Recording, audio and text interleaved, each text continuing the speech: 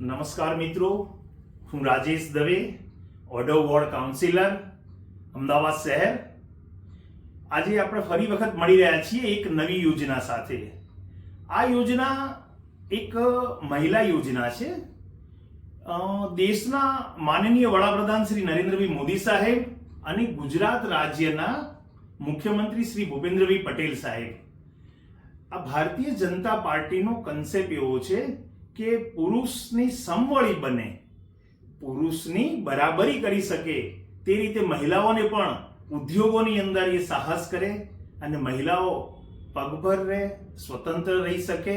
એના માટેની આ એક મહિલાની યોજના આપની સમક્ષ હું રજૂ કરી રહ્યો છું.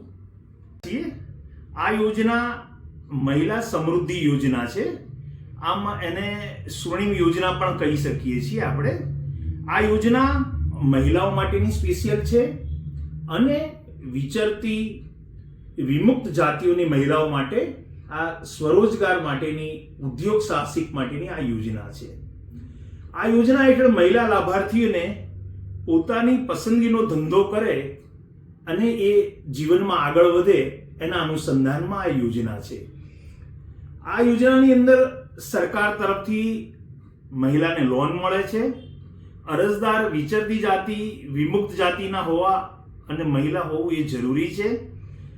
1/4/2018 થી આવકની જે મર્યાદા છે તે મર્યાદા 1.5 લાખ સુધીની વાર્ષિક આવક ધરાવતા કુટુંબોને આ લોન આપવામાં આવે છે.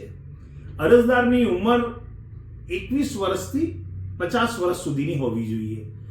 અરજદારને તાંત્રિક કુશળતા હોવી જોઈએ. એટલે તાંત્રિક એટલે તંત્રની જે કંઈ વસ્તુ આવડતી હોય એને એની કુશળતા, એનો અનુભવ હોવો જરૂરી છે. અરજદાર લોન મેળવવા માટે એને યોગ્ય જામીન આપવા પડશે. યોજનાના મુખ્ય લાક્ષણિકતાઓ છે કે આ લોન 1 લાખથી 60,000 સુધીની લોન મળી રહેશે. આ લોનની અંદર વ્યાજનો દર 4% સુધીનો રહેશે. આ યોજના હેઠળ જે ધંધા વ્યવસાયની રકમ છે એની 100% લોન આપવામાં આવે છે. લોનની જે ટોટલ રકમ છે તેના 95% રાષ્ટ્રીય નિગમ અને 5% રાજ્ય સરકારનો ફાળો લાભાર્થીને આપવામાં આવે છે અને લાભાર્થીને કોઈ ડાઉન પેમેન્ટ ભરવાનું આવતું નથી. આ લોનની રકમ વ્યાજ સહિત 48 સરખા હપ્તામાં આને ભરપાઈ કરવાની હોય છે.